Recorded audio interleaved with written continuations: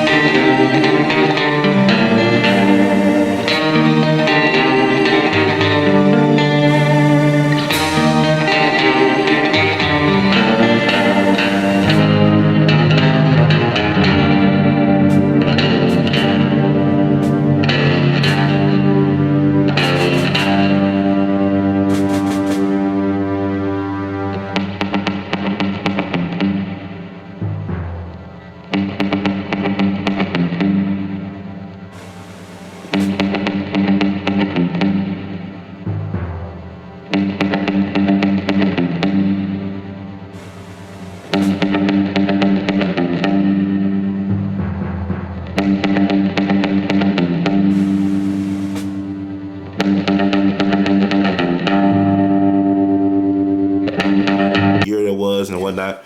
Okay, we can start. In 1978, I innocently ran into a shootout between the police and someone. And because of the fear, I was provoked to run and dodge and duck off in some bushes. Police officer ran up on me, then asked for my identity, wouldn't allow me to identify myself. I had a gun placed on me and forced to get down on my knees with my hands behind me. And the officer walked up to me and commenced to just beat me ridiculously. For no reason at all. I did not try to do anything. I just held my hands above my head and I was just beaten senseless. I was beaten until I almost fell out. I was beaten until I fell down on my face, blood running down in my eyes. And when I threw my hands up, you know, and you know, as a sense of submission, the officer pointed the gun at my chest. And I instinctively felt this man was gonna shoot. And I turned to the side and fell backwards. And he did shoot. And the bullet entered my side and hit my spine, immediately paralyzing me. So I landed on the ground paralyzed, and several other officers come up and commenced to kicking and stomping me. They stomped and kicked me until I was unconscious. I come to several times. One was putting his boot in the hole in my side, laughing with the other how big the damn hole is, and they kicked me again in my chest, and I went out again. When I regained consciousness, I was going to a hospital though, because the stretcher had hit the door. But before then, when they put me in the back of the police, I think it was the ambulance. I was being beaten upside the head continuously, but I kept losing consciousness, and I could hear them cussing, saying this motherfucker and this, you know, words that I could inaudibly hear them saying. They were saying some very cruel remarks about me. Some bitch ain't gonna make it. So I lost consciousness again from something I was hit upside the head with some hard object, and I passed out again. When I got to the hospital, I regained consciousness again going through the hospital door. You know, the stretcher hit the door, and I can't regain consciousness again. A doctor was standing over me and said, they said you weren't gonna make it, but we fooled them, didn't we? I lost consciousness again. When I regained consciousness again, it was after major surgery. And I was in stretchers and all and kind of contraptions and things. So there was news people all around me asking me why did I shoot at the police officers, but I couldn't really understand. I was, you know, kind of messed up from the operation and medications. So I eventually learned that I was charged with 16 counts of attempted murder on police officers, rapes, robberies. Seemed like they just slung the book at me. And they was calling me Ronnie Williams. And I said, my name is not Ronnie Williams. When the police say your name was Ronnie Williams, I was placed in a prison ward by myself, in a room by myself. Was not given medication. I was just holed up in a prison ward, wasn't allowed to see visitors or anything. Eventually, the head of the hospital, the elderly white lady, had to protest because they had put me in a room by myself with no one attending to me. I didn't have medications. I had to get on the floor and lay my back against the concrete floor because of the searing pain in my back. The hospital officials were tricked by the jail officials who had told the hospital officials they was releasing me to my mother. But instead they took me to the old Shelby County Jail, put me up on the 5th floor amongst a bunch of inmates who had mental problems, took me in a wheelchair, took me all the way back to the back of the cell, row of cells, took me out of the wheelchair and placed me on a bunk. For 3 days I had to lay there. I couldn't get up and walk. I had to fall out on the floor and put my nose up against the door in the jail cell for the air was coming in because I still had clamps up in my stomach, clamps up in my back. I would just come out of major surgery. So for 3 days I laid there on that floor until the inmates saw me on the floor because inmates was, you know, stealing my food tray. I couldn't get up and get it. So after those 3 days, these inmates saw me and went to riding in the jail because of the conditions they had me in. So a jail doctor came, had him take me to the infirmary, and he said, what the hell these some bitches bring you here for? So they sent me back out to the hospital. And it was a big problem because the hospital officials felt like they had been tricked. They didn't want to accept me back in the hospital on those conditions because the jail officials had lied. So they had me strapped to a wheelchair and a pole out in the emergency room for 3 more days, just sitting out there. I sit out there until finally they released me to my mother's care on a $1 bond. I got out and started Les Rehabilitation Center to learn to walk again because I was paralyzed from my waist down. So I was learning to walk, getting up, walking around while pursuing a $57 million lawsuit against the state and the city and those people who had abused me. And so the police was continuing to harass me. I would walk on the parks, they would see me, they would get out the car and come and kick my crutches waving up under me.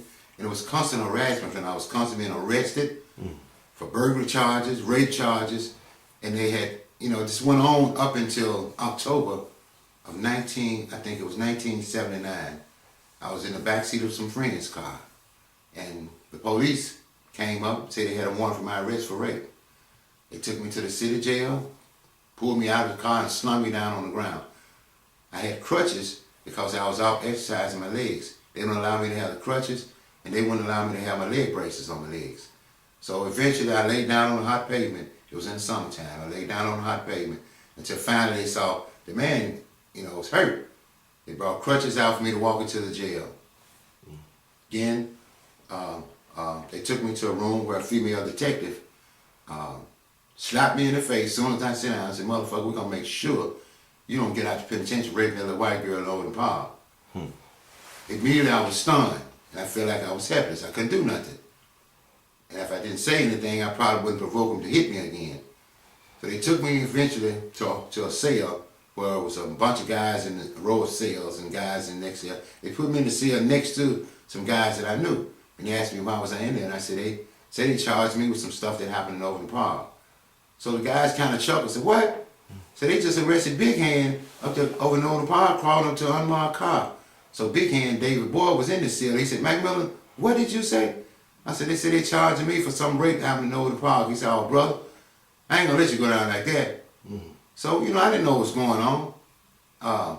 So eventually, I sit in there for a few days, not knowing what's going on, and I didn't know they had released Big Hand and pursued the case that he had been arrested on and pursued that case against me. So I tried to file a $57 million lawsuit pro se from the jail, but I was, kind of incoherent, didn't have the proper materials, but I wanted to get it on record. I wanted to get it on record, while I was there. So I had a guy to write that up and send it into the court just to get it on record. So Buddy Chapman and all them was a police director at that time. I think Buddy Chapman or Winslow, one of them. But anyhow,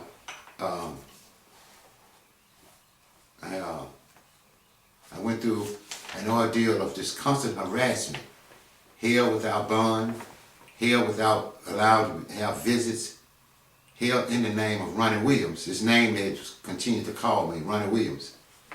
So after I went to the jury trial in 1978, which was the beginning of 1979, I was acquitted of all charges.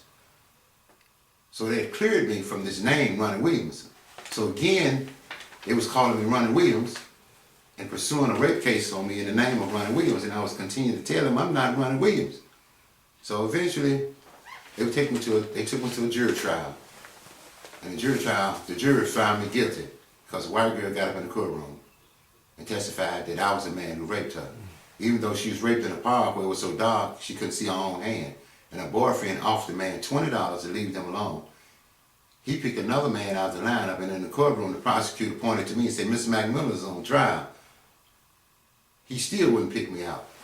But the jury convicted me, I guess because of her testimony that I was the man, and sentenced me to 119 years. 99 years for raping her, 20 years for robbing her boyfriend. So I was sent to the penitentiary. Clamps still in my stomach, couldn't walk. And I go to the penitentiary and began to, I began horrendous, unimaginable ordeal, being sent to prison like that. When I first went there, man, I thought I would lose my mind because of the violence and because of the conditions. I'm not physically stable to be in an environment like that.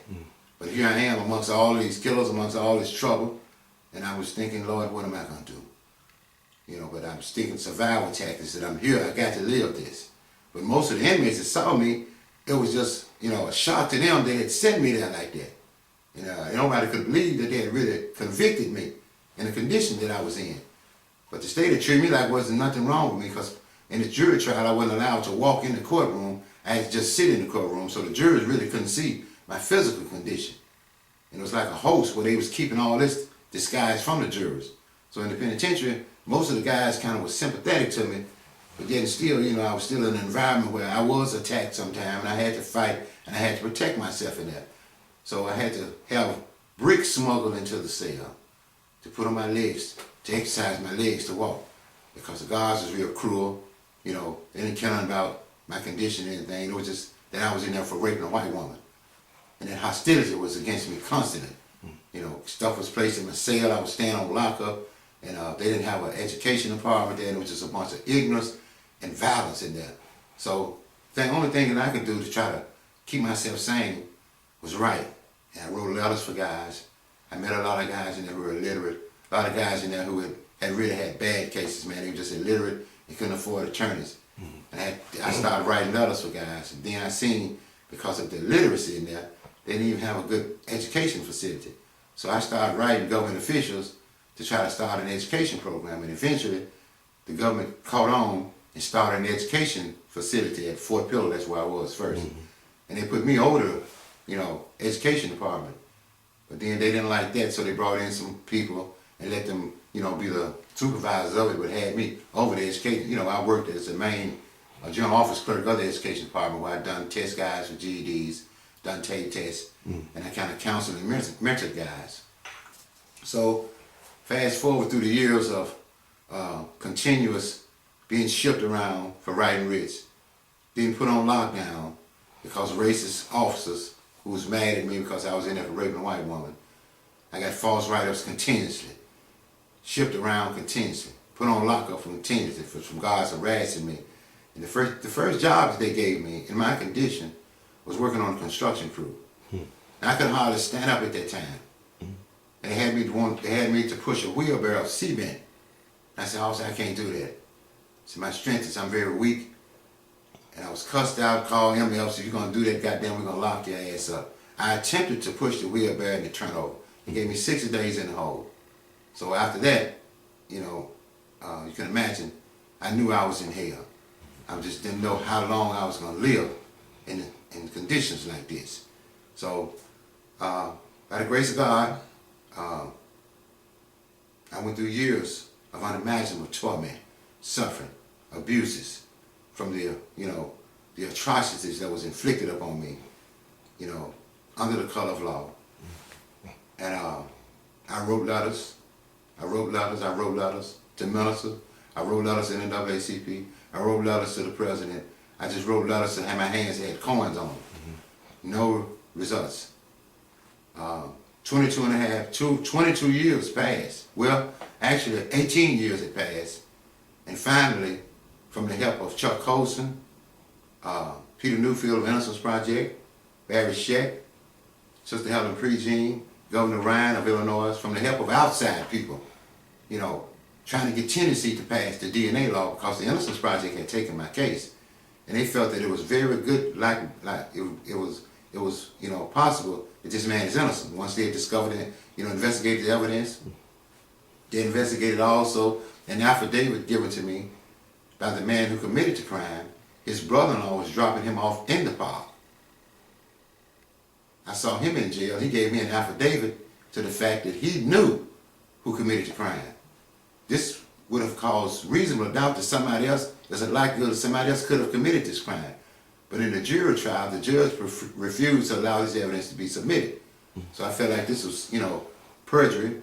It was upon in perjury and deprived me of evidence that could have cleared me before, while I was in trial. I would have never had to went through this. So when they looked at that evidence, it impressed them that this likelihood this man could be innocent. So they took up the case and started fighting, to do the DNA test, but they didn't have a DNA law in Tennessee.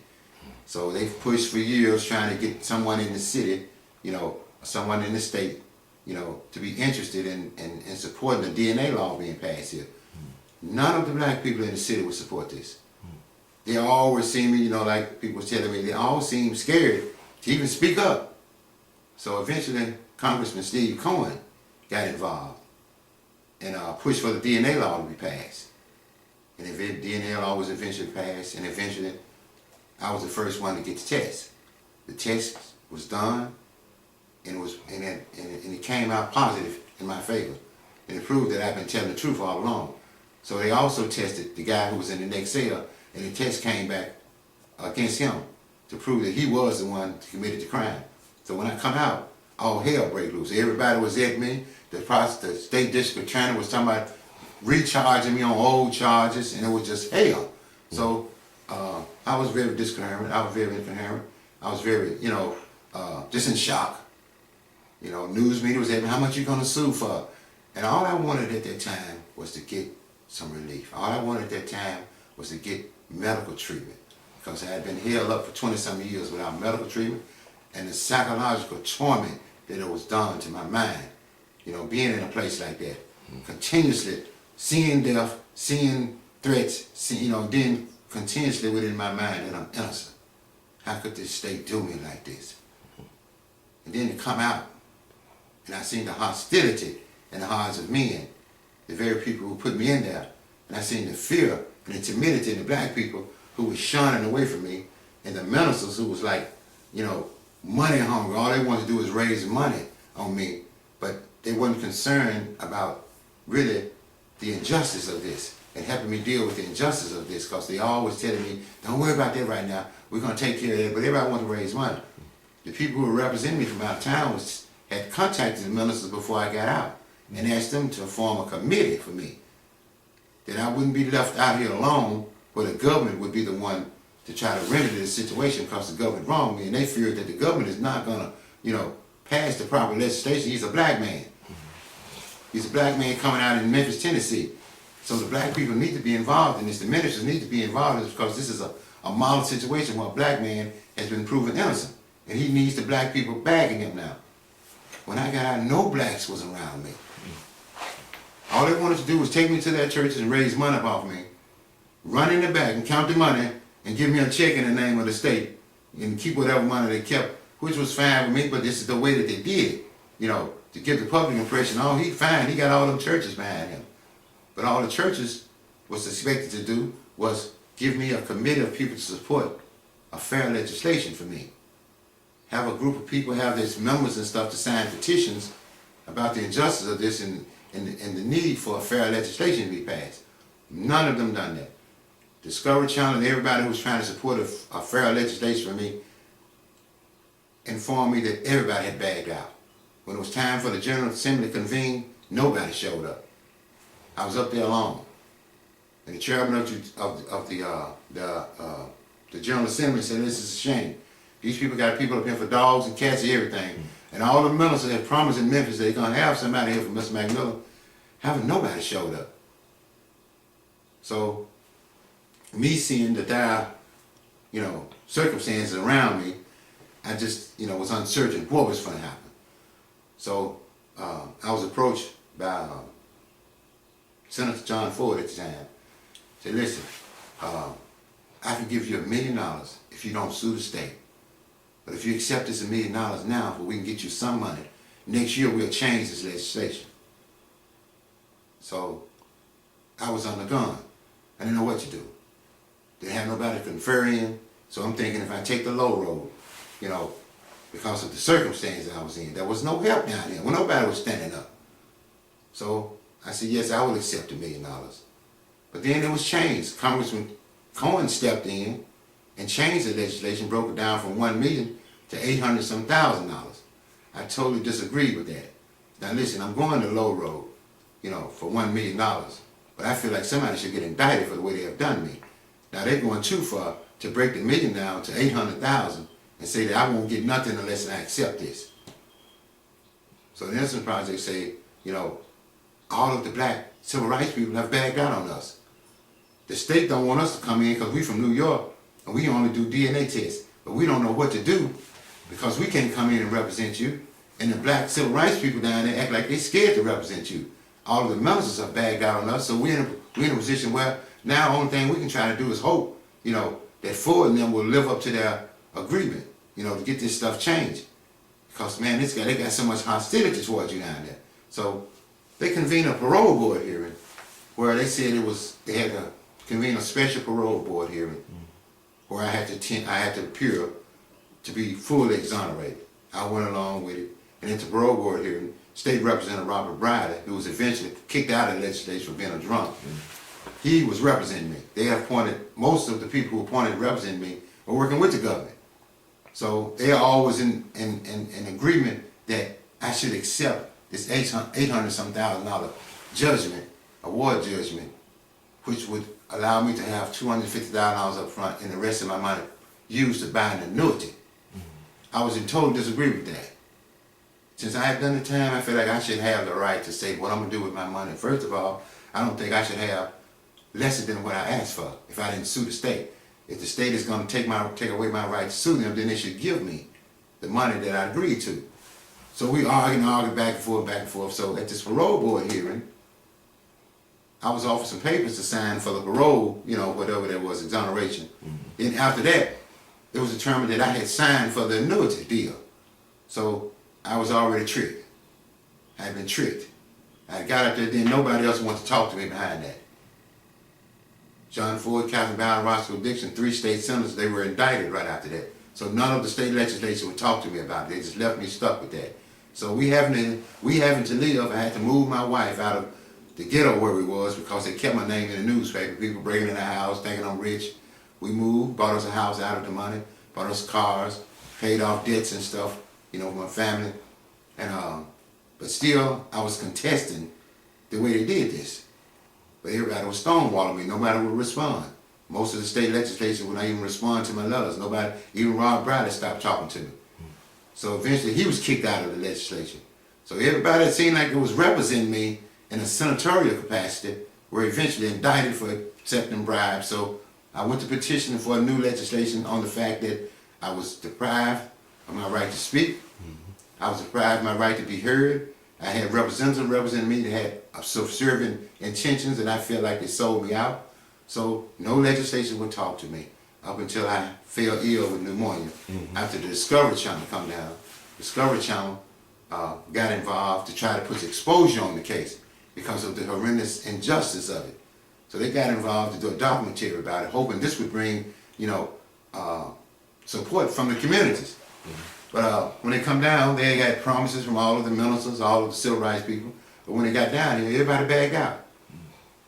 See, it's just amazing that everybody has told us to come down here and they're going to support you, but when we get here, everybody bag out.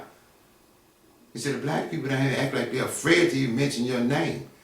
And it seems like there's a lot of tokenism down here, that everybody's working with the government, and it seems like everybody is in a capacity where you should be glad that you're out and be satisfied that you got something.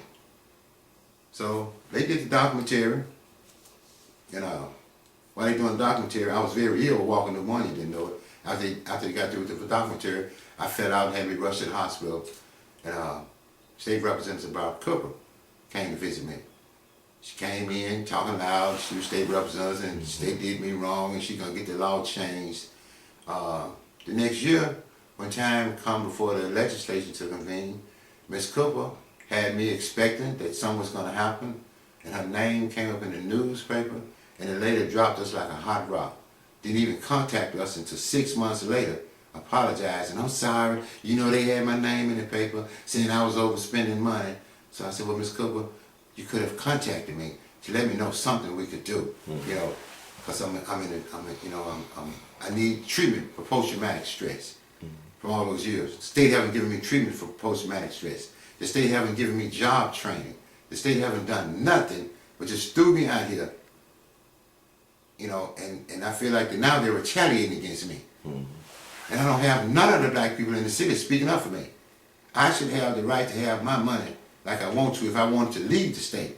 I shouldn't be locked into some kind of annuity thing where the state has taken my money, bought an annuity in the name of the state of Tennessee, not in Clark McMillan's name, so it's the state's money. Now all they're doing is giving me a $3,400 check every month, like I'm on welfare. $3,400 does not cover my wife's medical bills. She's diabetic, I have to pay her medical bills. I have to pay for our house. Our house had to go in mortgage to bury my mother. Now I don't have, our expenses is ate up every month for the 34. It's a lot of money to a lot of people, but a lot of people didn't spend 20-some years in prison for something that they didn't do. After they were shot and almost murdered by a Memphis police officer. Now this, you know, it seemed like they're making, you know, a joke out of this, you know. And you're telling me, well, you should be glad that you got something. Everybody's doing bad out here. A lot of people are doing bad, but yet still you're playing down the obstruction of justice. I was shot, paralyzed, beaten almost to death, and acquitted. Then rearrested, falsely charged of something another man had confessed to. I got affidavits to prove this from his brother-in-law. This was not considered a trial. This is a conspiracy to deprive me of my civil rights. And now it seems like the system is systematically trying to kill me with black folks standing around who took favors from the government, standing back watching it happen. And ma'am, all I asked for was $1 million. That's all I asked for. Man, what happened to Big Hand? That's his name, Big He's Hand. in Texas with a life sentence. Yeah. Big Hand's the man who the DNA proved after they did a test on Big Hand. The DNA proved that he was the one who actually committed the crime. What was his real name? David Boyd. His real name was David Boyd. Okay. He's the one who actually committed the crime. This could have been stopped at the beginning if they had considered that it was evidence that you know, there was likely somebody else could have committed this crime. But didn't Big Hand say he'll help you out at the beginning, like, you know, before you got, you know, railroaded by the system? Well, he said, man, no, they can't do nothing like that, you know, whatever that meant. You know, but they let him go. He didn't protest or anything, to your knowledge? Well, you know, in his position, if they let you go, you gone. Man, but now his brother-in-law, I met his brother-in-law in the same jail. Okay. You know, some months later, his brother-in-law came in and found out that I had been charged with a crime that Big Hand done. His brother-in-law, David Boyd. So only months after you was convicted, as soon as he wrote an affidavit? No, this was before. Oh, before you got convicted? Before I got convicted. He wrote an affidavit? He wrote an affidavit and asked to come into court to testify for me. I had a public defender, and I told the public defender about that. The public defender told me the judge is not going to allow that. So, hey, you so they deprived me of right. an essential defense that could have proved my innocence. Not only they would not allow you to walk into the courtroom, but also they allowed me to walk in the courtroom on crutches. They would not allow you to do that. No, they allowed me to walk in the courtroom when the jurors weren't in. When the jury wasn't in, so they couldn't be prejudiced or biased. So they couldn't see right. that I was the condition that I was in. They allowed me to walk in the courtroom and sit down. Then they took the crutches from me and brought the jurors in. So after the testimony and everything, they took the jurors out so I could walk back out the courtroom, see, and disguise my actual condition. What was the makeup of the jury? Was there any African Americans? Or? There was 2 elderly African Americans on the jury, and the rest was white. Okay. So, you know, and under the circumstances, you know, at that time, you know. But a white girl, you was accused of raping a white woman. Yeah, accused of raping a white woman. It was back in the 70s. And it seemed like, you know, just the fact that that white woman coming in the courtroom and pointed me out. But her boyfriend said that it wasn't you. Her boyfriend offered the man $20 to leave him alone. He said after the man made him lay down on the ground a few feet away while he raped his girlfriend. He laid there and watched this. He said when the man got through, he took off into the woods and he ran and tried to catch the man. He said the man running too fast for him. You on crutches?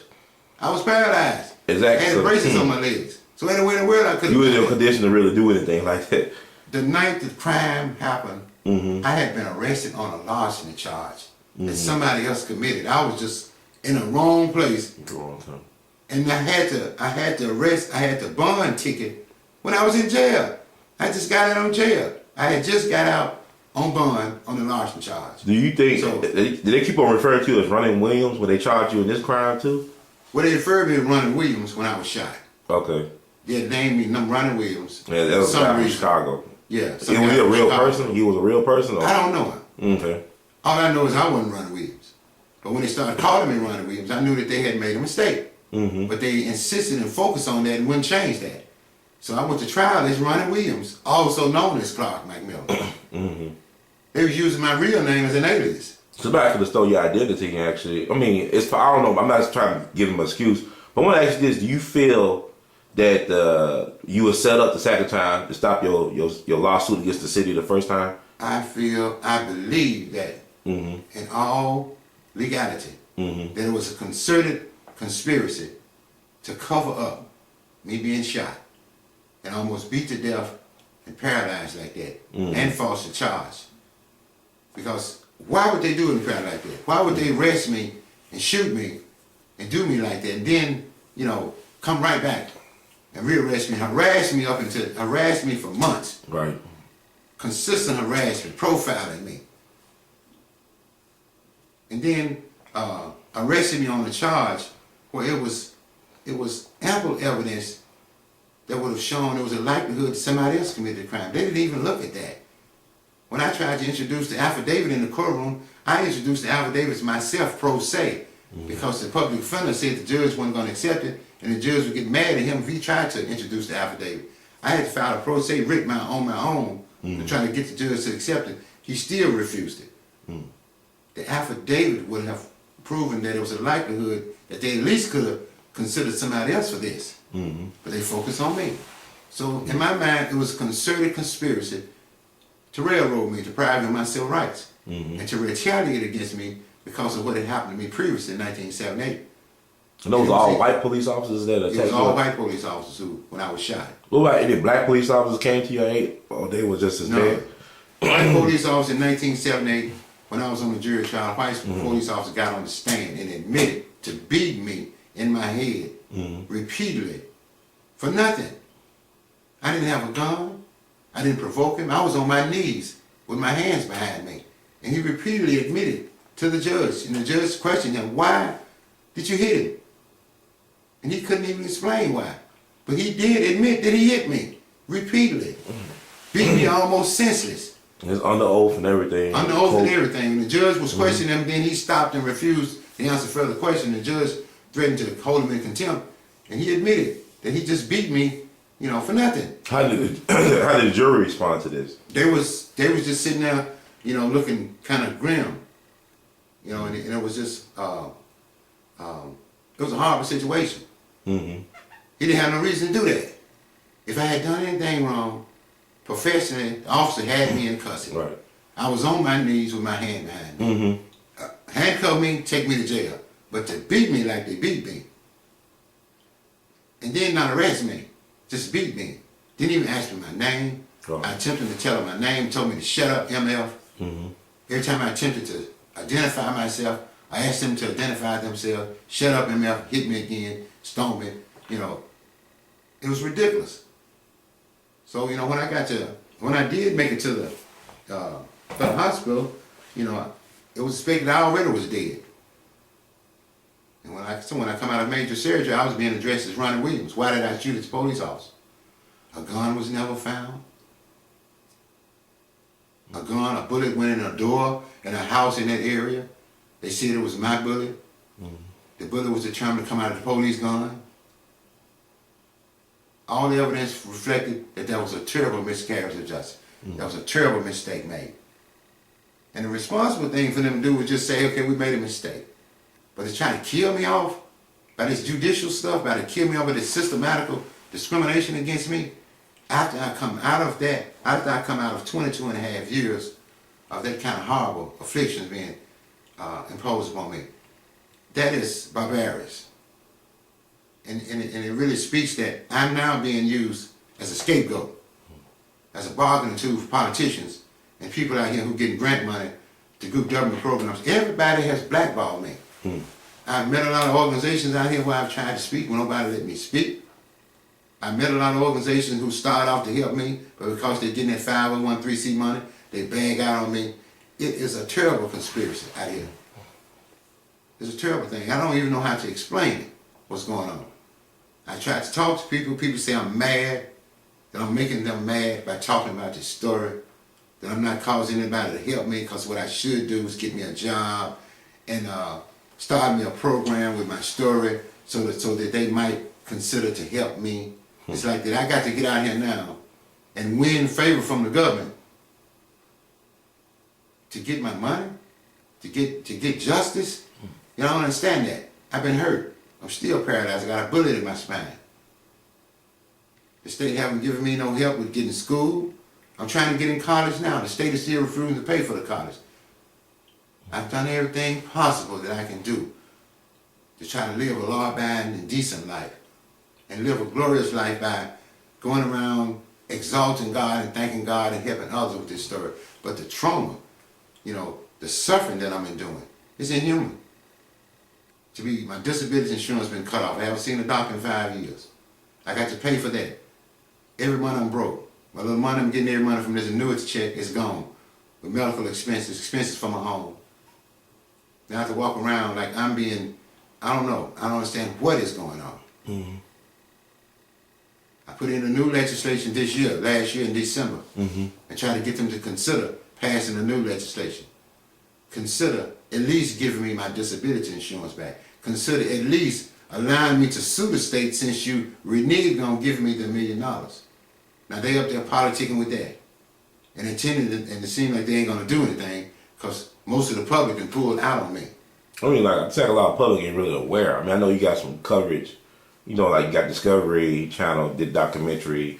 Yeah, some stuff in the newspaper. But it's like, you know, we got a short-term memory. You know, people are very fickle. They preoccupied and distracted. It's like the media outlets could did a better job in terms of, I mean, local media getting your story But out. I think that you should have some humanitarian groups here. I thought that's what the churches was for, Right. to tell the truth. Mm-hmm. You know, I thought that's why they got into my business in the first place. Rather than raising money on me, they stopped short of enlightening the public about what has really went on. Mm-hmm. I'm a child of God too. Why have we allowed something to go on in this city like this?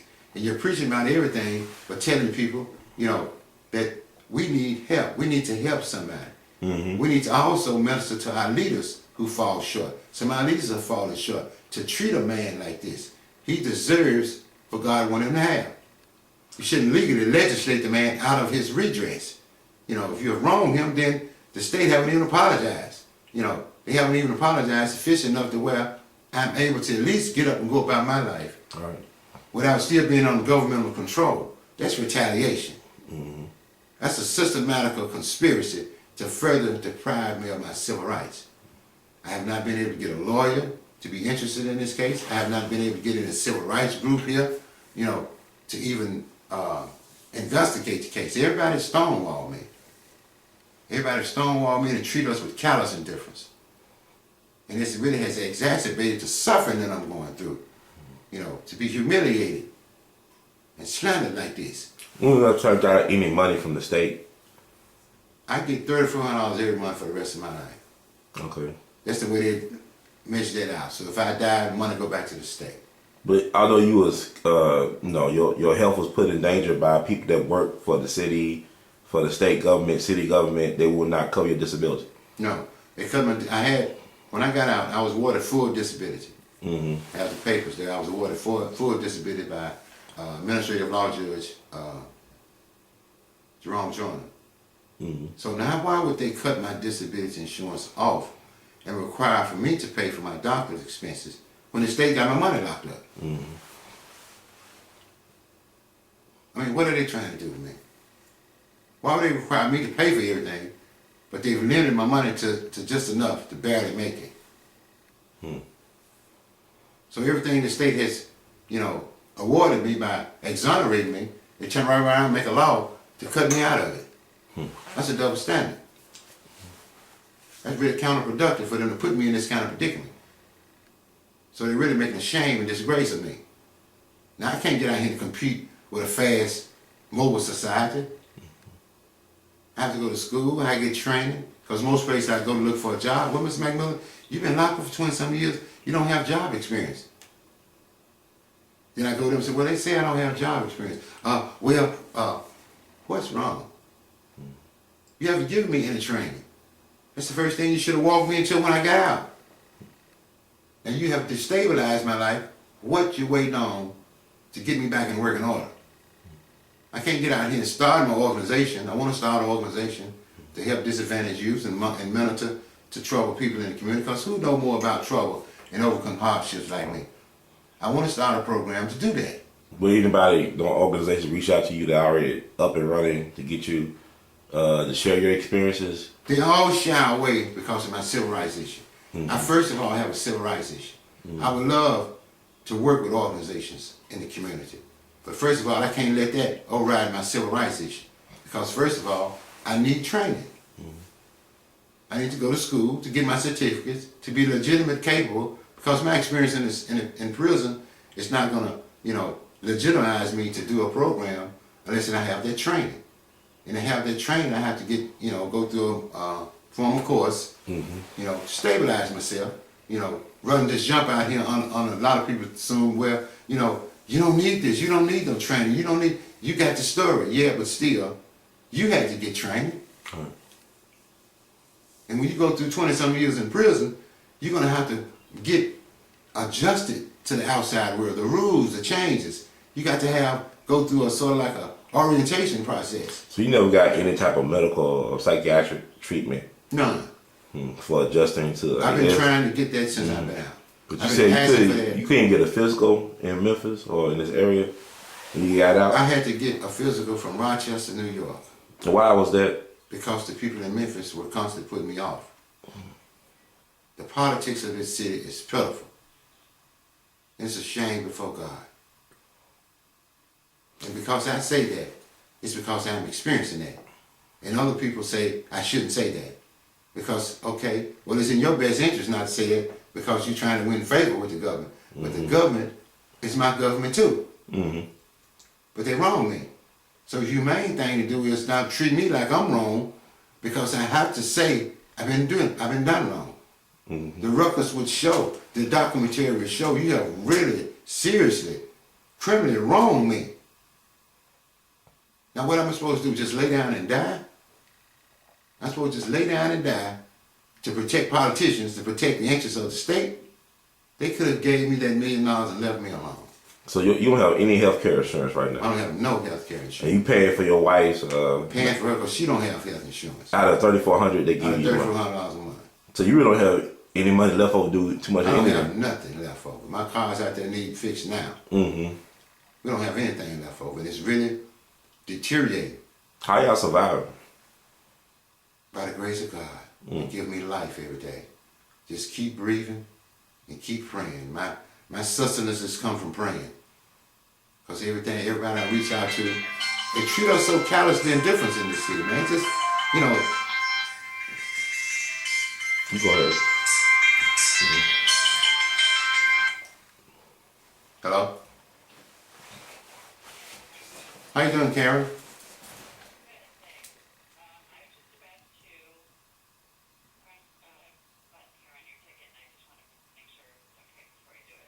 Okay, all right then. I was just sitting there doing an interview with someone. Sure, I'll call you back. All right. That was the Innocence Project there. They want me to come to a conference they have for exonerees. Oh, yeah, where we gonna be at? It's gonna be in I think it's gonna be in St. Louis somewhere. That's great. So they're gonna pay for your expenses and stuff. Yeah. Man, why is there you get all the help from outside? You know, and you can't get no help from problem, man. Yeah. That is such a problem, man. I've been having problems with people contact me. I was on the Thaddeus Matthews show, and this lady. How long ago was that? That was, man, about 4 years ago. Okay. I was on the Thaddeus Matthews show. This lady contacted me from Real Overcomers Church for a solution to helping me with my annuity. But come to find out this woman was a schemer.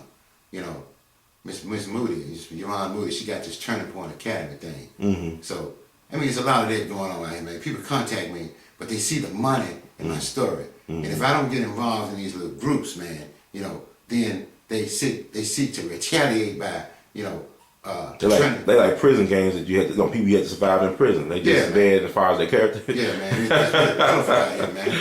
It's really bad. I'm still going. I had to file 5 complaints on a lady, who, because I wouldn't get involved in this program, they started calling my house, threatening my life, threatening my wife, telling me I ain't gonna get shit going in the city if I don't, because I turned my back on them. I had to do complaints to the Attorney General, man, because of this. Because it's it seems like the black people have seemed to see an opportunity to prey on this situation and make money off of it, rather than help the system correct its errors. So nobody else has to go through this. And it seems like the state, what they're interested in doing is putting a cap on that money and using me as a scapegoat with my case because I'm the first one exonerated. So they want to keep the cap under $1 million, so this will have to pay anybody else, but still have control of the money.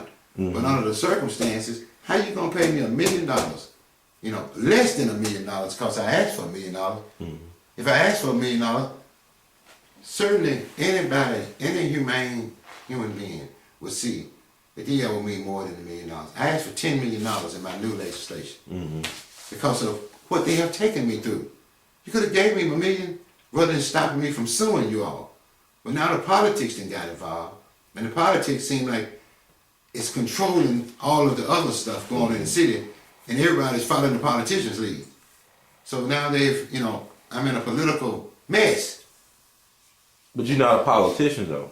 Yeah, but hey, I'm being politicized. Exactly. But my understanding, my problem what I get from hearing is that the fact that so many politicians are in there for the wrong reasons. They're not really public servants. Because they were public servants, you would have been served with justice a long time ago. They would I have wrote given you this what's last rightfully night. yours. I wrote this last night. The thundering event of my exoneration in 2002 captured the public's attention, yet there was a perceptible diminishing in the concern of the city to achieve a just solution to the problem of me having been wrongfully imprisoned for 22 and a half years. Part of the blame must be laid to the civil rights people in Memphis' cautious tactics. Upon my release, members of the clergy and government rushed to give the appearance they cared to take action in my support to obtain redress. But if they were not self-seeking in ways that only would benefit them, a fair and just compensation bill could have been approved and not smashed by their standards of tokenism. Despite all this, I sought to obtain support in an environment of aloofness and deception from political and clergy members, while understandably budgetary and other matters tended to dwarf this issue. Other legislative endeavors took the play away from the violations of my civil rights in editorial columns, public debate, and headlines. The administration's circumscribed actions in the civil rights field was generally accepted by the public. Even the liberal forces proved watchful rather than anxious, hopeful rather than insistent. The demand for total and fair restitution was drained of its moral imperative, and gradually the issue no longer commanded the conscience of the city as it had the day of my release. The decline of civil rights as the #1 domestic issue at that time was a direct consequence of the rise and public acceptance of tokenism in the city. The people in the city have abandoned the quest for equal rights. Rather, they have been persuaded to accept token victories as indicative of genuine and satisfactory progress. So this is what I'm dealing with. Tokenism. Why haven't no black people even cared that I be treated humanely? Why are all the black people saying that, hey, in order for you to get your money, you got to get out here and do something to impress them? You survived 22 years, a hard time. Yeah. 22 years innocent for man. something somebody should have got indicted for. That's a miracle, actually. Why do the young boys in West Memphis, bless their souls, they got a committee of people behind them, but black people are shying away from me over here? Why have you put me, in condescending position like that when I haven't done anything? Why has a documentary, been made, to show the horrendous injustice this is, but it's not even shown in the city. We're sitting here now like, we're just waiting, for I don't know what. While I'm embarrassed and have to go through constantly talking about this.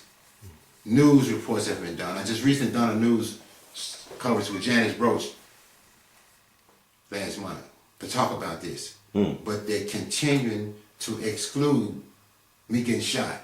They continue to say, well, you getting shot don't have nothing to do with this. That's a correct, actually direct correlation, actually direct connection to that. But they are telling me it don't connect. The civil rights people here refuse to even respond to this. I've written NAACP, I've talked to the civil rights people here, none of them care to get involved. So I don't know what to do. I mean, keep telling your story. It's all that, man, the universe and God will respond. Like, you got this far by faith. Have anybody approached you with the idea of making this to like a movie, or have you thought about writing a book?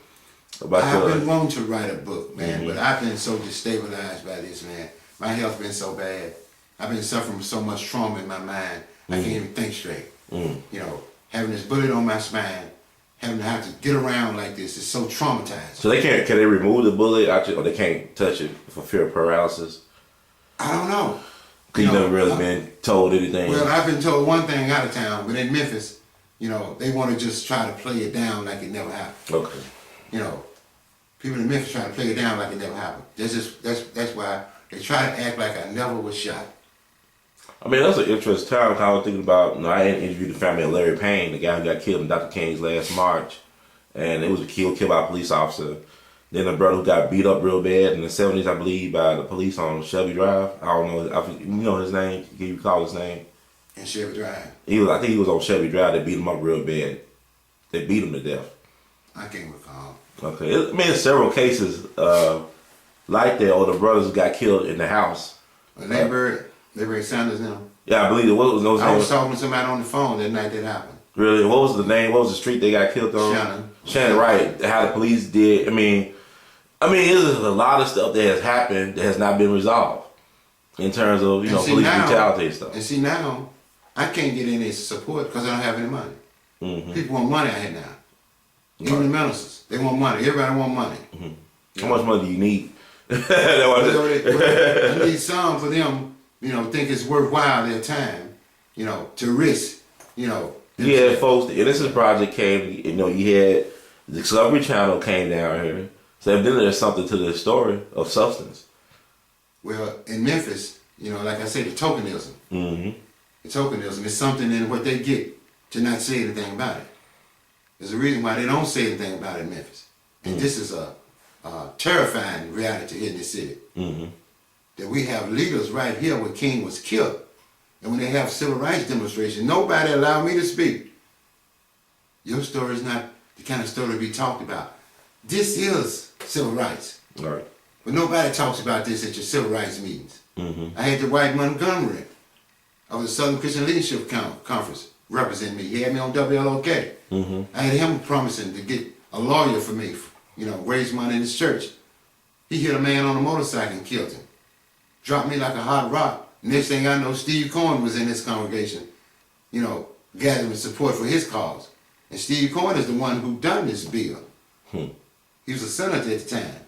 And now when we cornered him downtown before the city council and asked him, why can't something be done about this? This man said, I don't have a constitutional right to the money. Those Steve Cohen That's what said? Steve Cohen said. So you haven't talked to him since? He ran out the meeting. He gets adamant when you corner him up. Mm-hmm. And, and he stated at one point that he done a Herculean effort to get me some money. Mm-hmm. So what does that say? That's terrible. Well, actually, how long was the original, your trial? They put you in jail for 22 years. I think my trial was 3 days. How long did the jury deliberate? How long did They didn't seem like they didn't stay out for 15 minutes. Wow, that's kangaroo court. You said kangaroo court. Man, the judge, my mother was sitting in the courtroom, Mm-hmm. and it was just so pitiful. She was shaking her head like this, and the judge told my mother, if you shake your head in the courtroom again, I'm going to lock you up. What's the name you remember the name of the judge? Judge McCarter, he's dead now. Yeah, you don't forget people like that that do that type of injustice. This was really. So they wouldn't even let you testify on your behalf. Your lawyer didn't think you should testify on your behalf. Well, I testified on my behalf, but what good did it do? They see you walk or try to walk to the stand. No, they was out. So they had to had to dismiss the jury so you could walk or whatever you was doing to get. I was on crutches. You would walk on crutches going to the stand. So they had to dismiss the jury just to let you do that. And the jury didn't think about why they had to do that. The judge tell the jury that we gotta let you go because it didn't seem like it. It seemed like they just went around with the play. But you didn't really have you wasn't judged by your peers though. I mean, you were just like the brothers that came out. Because you're from North Memphis. Well, see, actually, the assistant prosecutor was a lady, Phyllis Garner.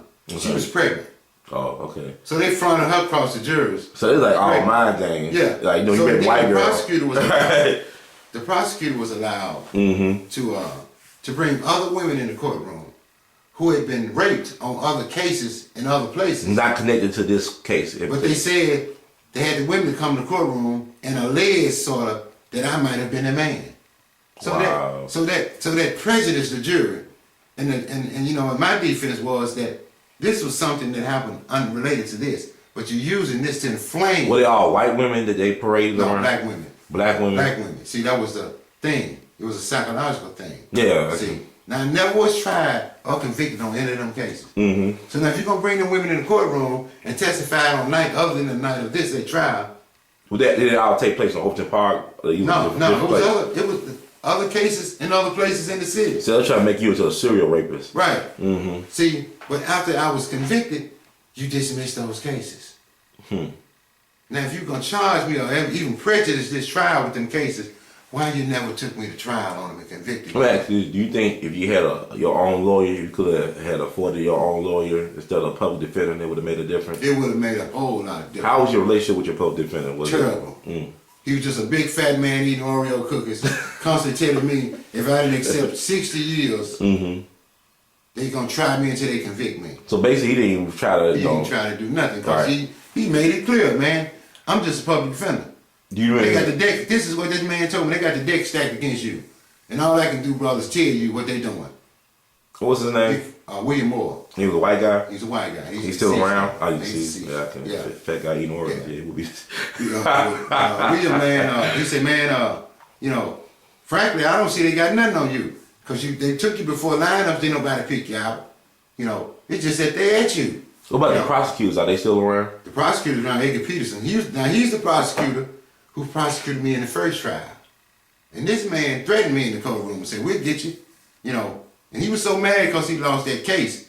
Now, when this case come up, his name is Adrian Peterson. Edgar Peterson. How you spell it? EDGAR PETRSON. Edgar Peterson III. Oh, Edgar Peterson III. What is it? Is he still involved in law or? Well, the Discovery Channel tried to contact him, but he refused. You know. Is he in the Memphis area? Yeah, he's in Memphis. Edgar Peterson III. Yeah. Okay. So the Discovery Channel tried to contact him, but he wouldn't talk. I wonder why. But now, see, their thing is to portray me as a serial rapist. And this is what they are relentless in doing. Pursuing me as a serial rapist. That even though I wasn't guilty of this, I'm guilty of something. But, you know, how can you do that? How can you do that when all the evidence points to you was wrong? You'll see the documentary. If you had in now, after 22 and a half years, man, here the district attorney come up and say, well, we got other charges that we could have tried him on, but now we want to bring them up. But common sense would kick in. He couldn't even walk without crutches. But why are you going to bring them up 20-some years later? Of course, they're trying to stop you from getting your money from your lawsuit. Prejudice. He prejudiced the process. See, he inflamed the public with that prejudice. You're going to bring this up 20 years later when I was in custody for 20 years? And you could have took me on the trial and convicted me on that so I would have been and stayed in prison? Right. So why are you going to bring that up now? So the Innocence Project contacted him and told him, you got 24 hours to try and we're going to sue you because you ain't doing nothing but prejudice in the public against him by bringing up charges 20-some years. You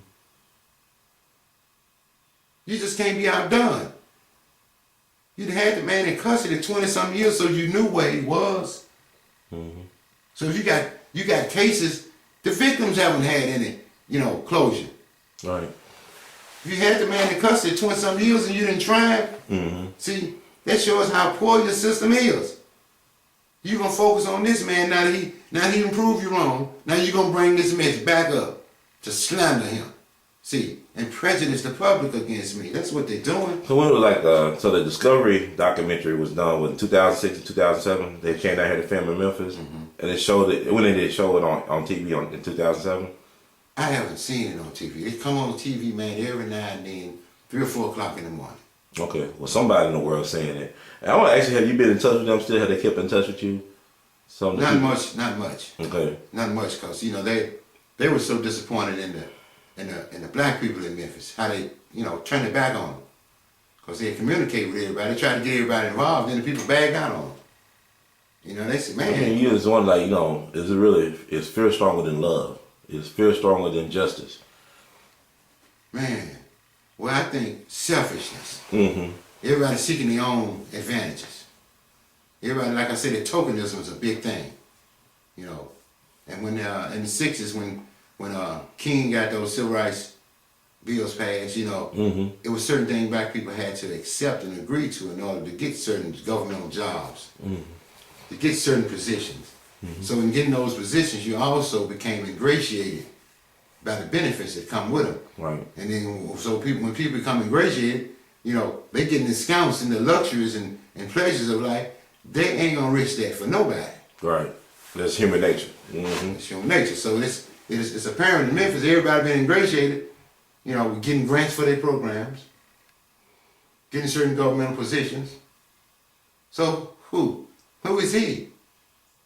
Well, I always go back to you just said that. I reminded of what Harry Tubman said. If I could have convinced only more people that they were slaves, I could have freed thousands more.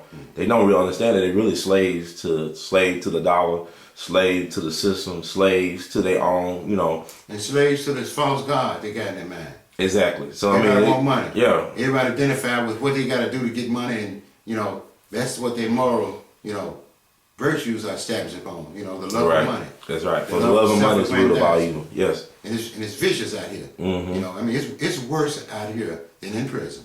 Because you got to pay to stay out here. Right. You got to be morally well to be able to compete with a change in society. Right. And when you've been injured like I have, I've been thrown out here to be made a mockery of. Okay, now what you gonna do now that you're out? Right. You know, since God has done that for you, what you gonna do for other people?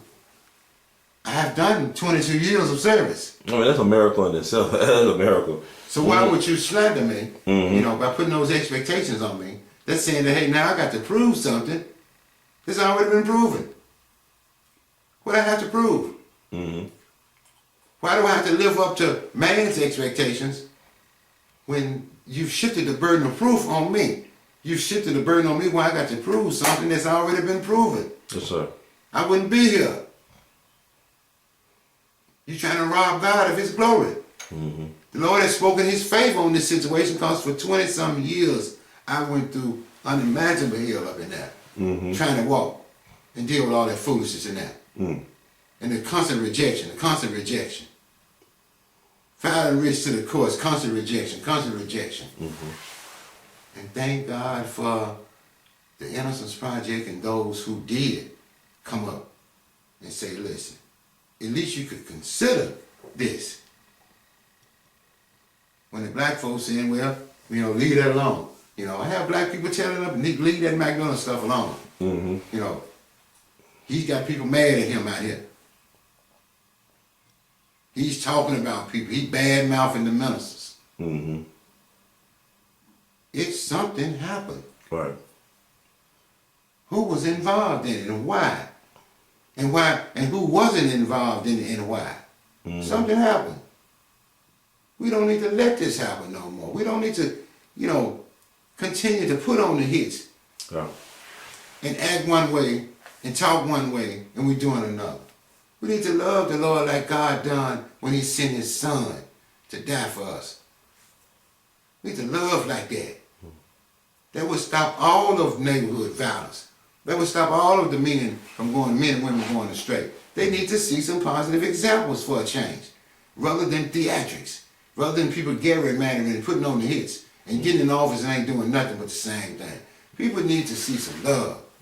People need to see at least the city embrace me, you know, and be a dignified and the city with the strength to correct its own problem rather than covering the problem up. You know, don't take me and do me like millions of black men, you know, who would never get found in that Mississippi River and buried somewhere. And then the black people too scared to talk about it. Right. So now I'm being told, well, son, be glad that you're out. You don't want to make them mad at you. Make them mad? They already mad. But God ain't mad as me as they are. The same God you say you serve and worship is the same God who walked through that with me. He walked me through the valley of the shadow of death. He walked me through the mire and mud of this world.